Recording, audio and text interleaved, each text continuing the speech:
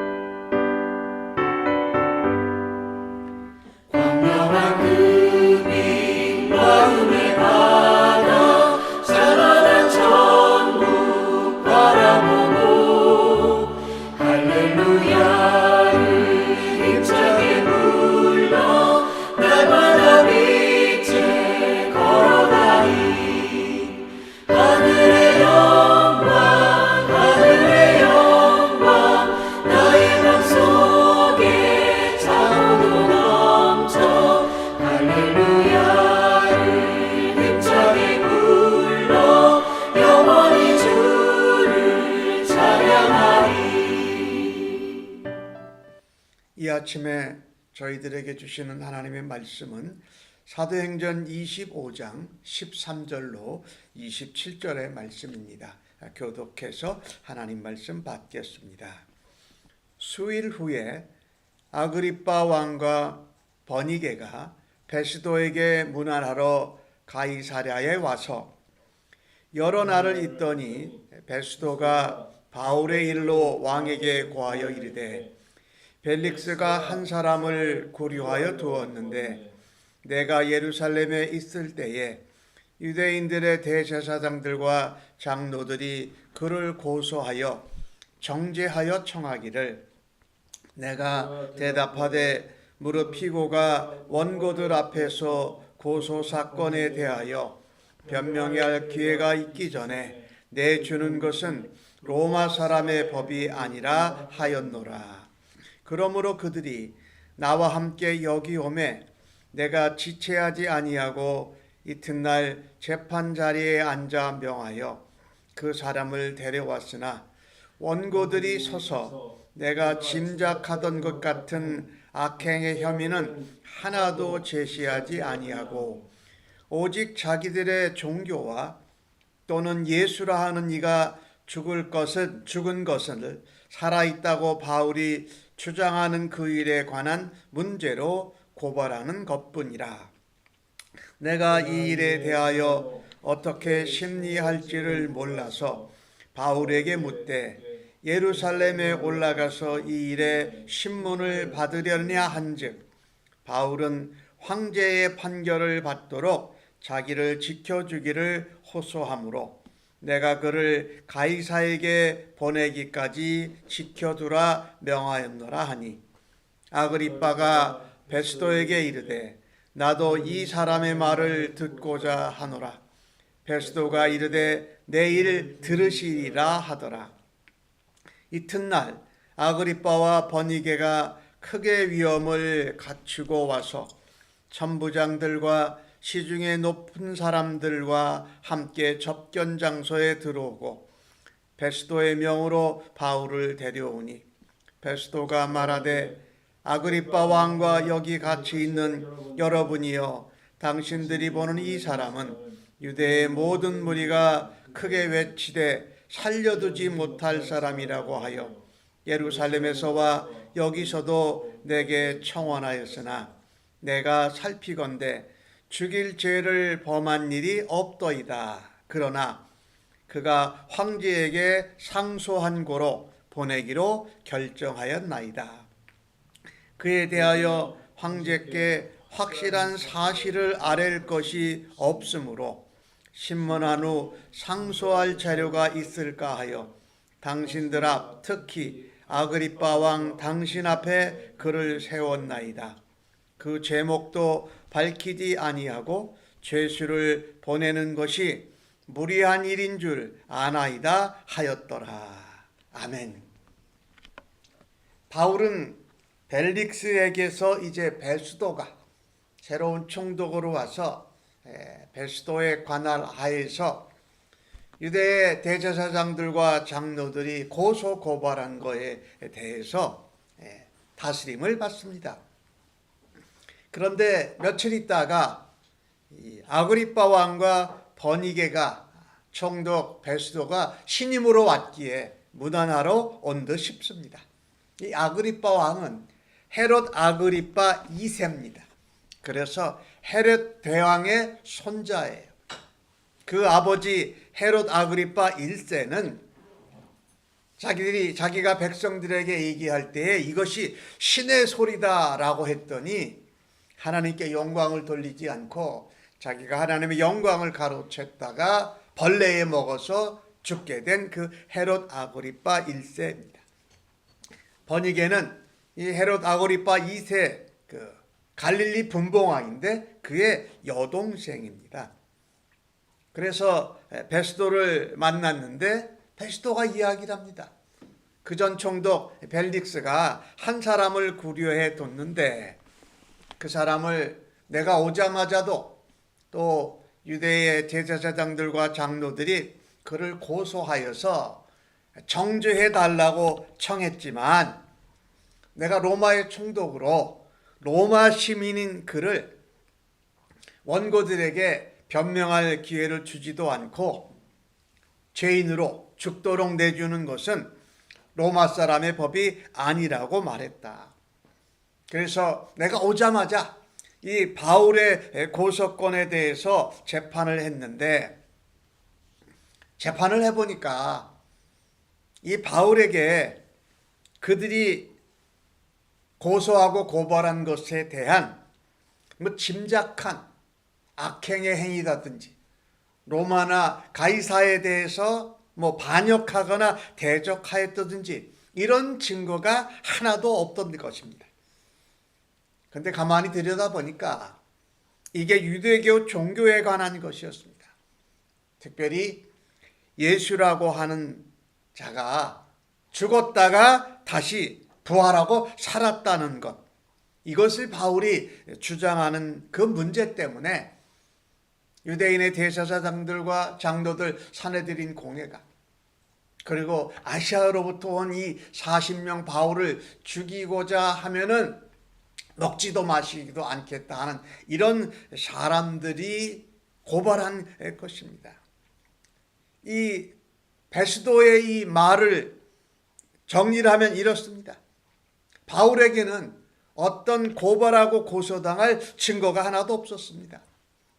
바울이 오해받은 것입니다.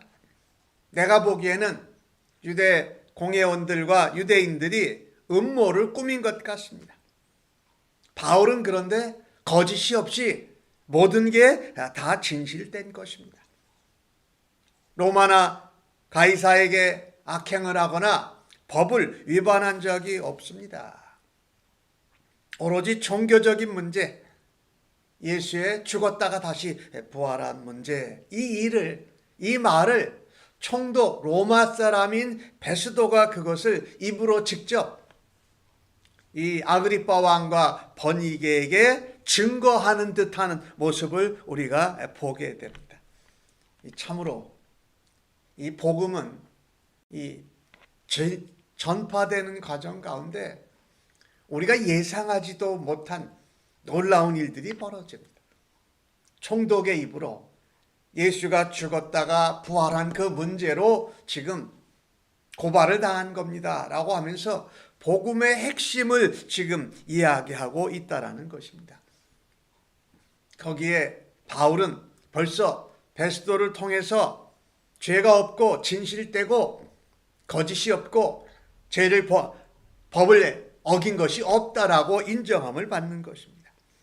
이렇게 되니 유대인과 공회원들이 고발한 것이 사실이 아니어서 내가 이것을 총독으로 새로 왔는데 유대인들의 마음은 얻어야 되겠고 그래서 어떻게 심리할지를 몰라서 내가 예루살렘으로 올라가서 바울이 네가 신문을 받겠느냐 했더니 바울이 오히려 나는 가이사에게 상소해서 황제의 판결을 받도록 해주십시오 라고 베스도에게 호소했다라는 것입니다.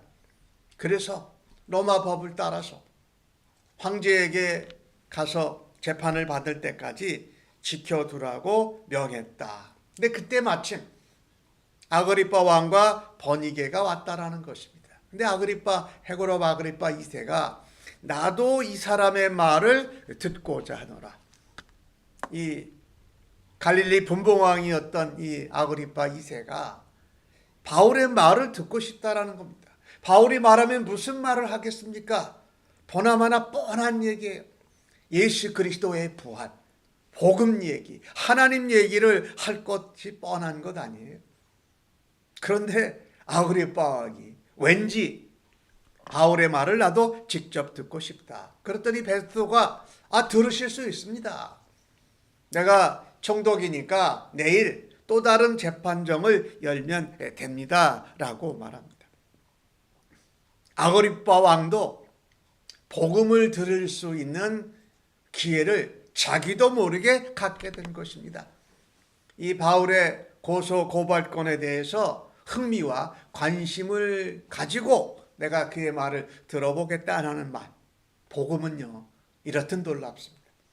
총독 벨릭스도 그랬고 베스도도 그랬고 관심이 없었던 아그리빠 2세도 방문을 해서 복음을 들을 수 있게 되었다라는 것입니다. 실제로 그 다음날 아그리빠 왕과 버니게가 크게 위험을 갖추고 나와왔습니다. 아마도 분봉 왕이었으니까 자색 붉은색 옷을 입고 아주 휘황찬란하게 왔을 것이에요. 왕이고 또한 공주이기도 하고 왕비이기도 하니까 멋지게 나왔을 텐데 바울은 사실 여러 번의 고소 고발건으로 인해서 피의자의 신분으로 또 그 당시로는 죄수의 신분으로 만나게 됐지요.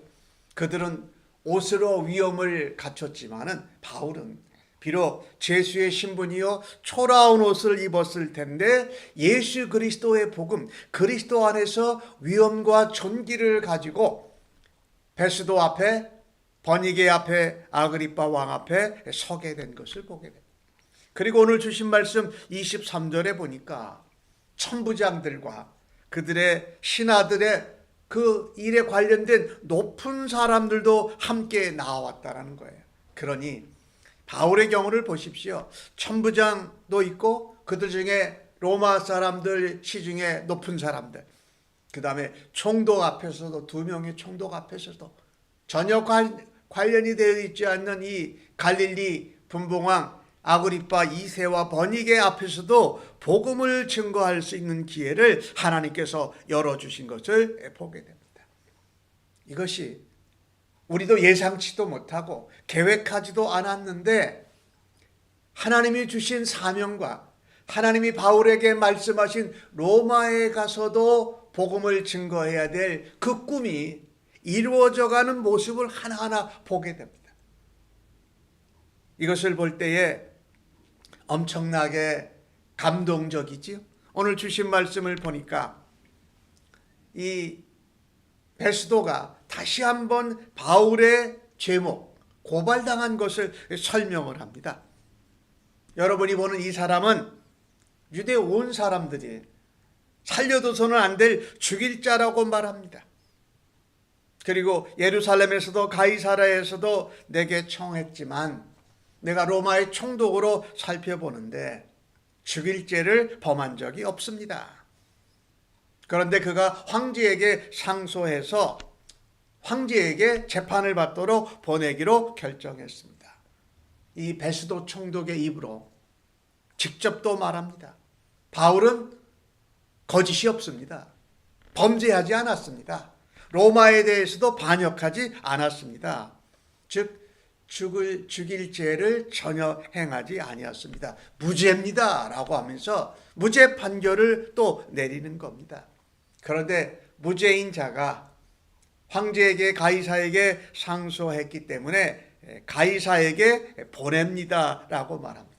이 모습을 보면서요, 예수님이 사내들인 공회와 유대인들에게 고난을 당하고 고발을 당했을 때에 빌라도에게 앞에 가잖아요. 빌라도도 예수님을 죽일 죄가 없다라고 무죄라고 생각했어요. 그런데 그가 그 유대인들의 마음을 사고자 또 유대인의 명절에 그 포로를 살인자를 풀어주는 것을 이용을 해서 누구를 주자라고 해서 바라바와 맞바꿔서 무죄하신 예수님을 십자가에 못 박게 하는 그 사건과 같은 모습을 바울이 그대로 당하고 있는 것입니다. 바울에게는 엄청난 영광이요 기쁨이었을 것입니다. 내가 예수님 믿는 자를 핍박하고 예수님을 대적하던 자인데 내가 예수님과 같이 무죄한 자로 복음을 위해서 또 로마에 가서 가이사에게 복음을 전하는 일까지도 감당할 수 있는 일을 주님이 내게 열어주셨구나. 이런 나를 사용해 주심이 얼마나 기쁘고 감사하고 영광스러웠을까요? 아그리파 2세는 그런 말도 하죠. 바울이 가이사라에서 상소를 했는데 만약에 상소를 안 했다라면 석방되어져야 할 것이라고 말합니다. 이것이 그 베스도가 말한 것이 아니라 아그리파 왕이 그래요.